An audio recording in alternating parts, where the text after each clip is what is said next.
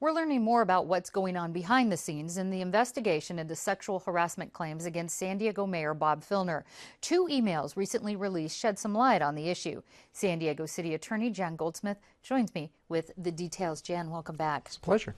On Monday, an email was sent to you by the mayor's attorney, Harvey Berger, that states the city is liable because it didn't provide sexual harassment training to Mayor FILNER. What is your response to that statement? No, that's nonsense. But Harvey Berger's a good lawyer and he needs to advocate for his client. Whether the mayor chose to follow the requirement of harassment training is really irrelevant. The city can be held liable for his actions. We know that because he's an employee, and we understand that. So in a trial, we may be held liable if he's culpable. But that's why we filed a cross-complaint against the mayor, saying that if we have to pay money, we want reimbursement from you. From what I got from Mr. Berger's letter was basically that, hey, look, you're required as an employer to provide sexual harassment training. Was that training provided to your city employees, to elected officials? How do you typically do that? Well, it's usually the supervisor. For me, my assistant made sure that I got online and did my training and finished it and got a certificate. Now, the mayor has a chief of staff. That's the chief of staff's responsibility. As I understand it, the mayor's office decided they didn't want to do that. The ramifications of that does not mean that the city then is responsible to Mayor FILNER to pay his attorney's fees for inappropriate conduct.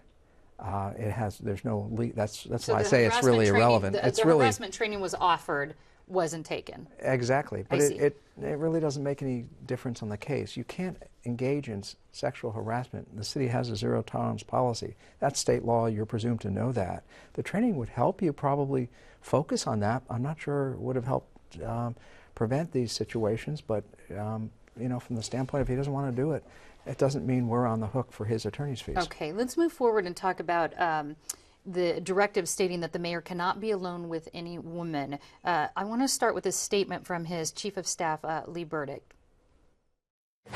You said that the city attorney is the one who imposed this new policy that the mayor would not meet alone with any female constituents. The fact is, the mayor and I together developed that policy. We felt that it was a reasonable and prudent business practice in light of the allegations that were being leveled against him.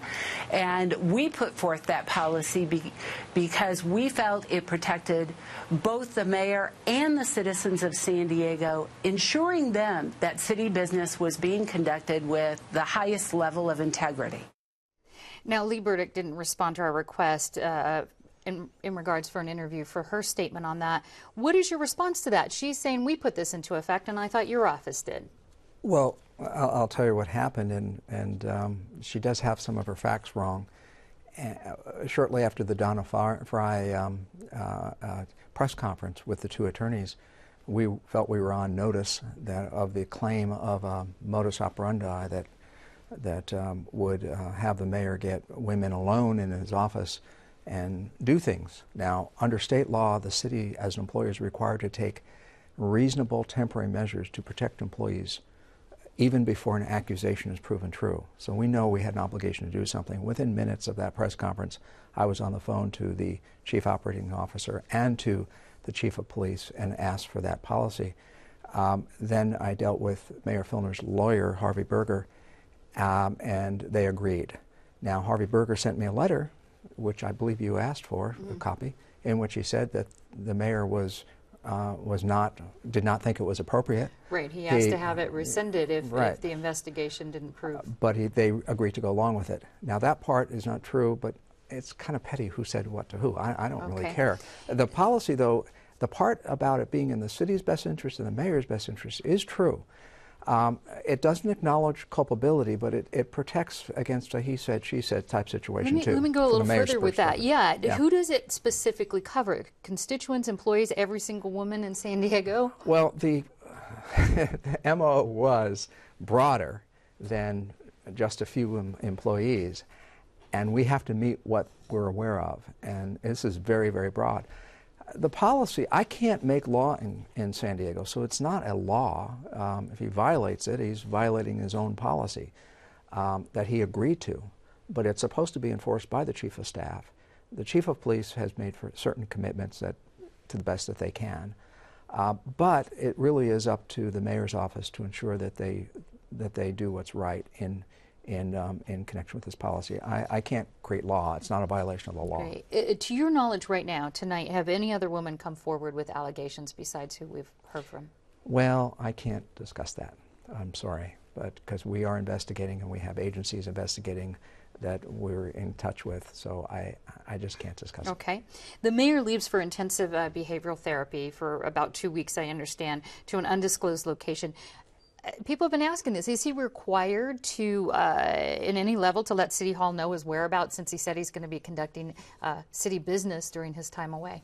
Nothing in the law that requires him to tell us. Now, there are a few things. He's scheduled for his deposition on August 9, but he's leaving apparently on August 5. We'll see what happens there. He's under a subpoena, which is a court order. We'll work with Harvey Berger on that, his lawyer. Mm-hmm. But we don't know where he's going or if what he says is true. I don't know. Okay. I want to let folks know that there's an interactive timeline of events and documents, and you can find that on our website, kpbs.org. You can just click on the FILNER files. City Attorney Jan Goldsmith, thank you so much for this update. It's a pleasure. Anytime.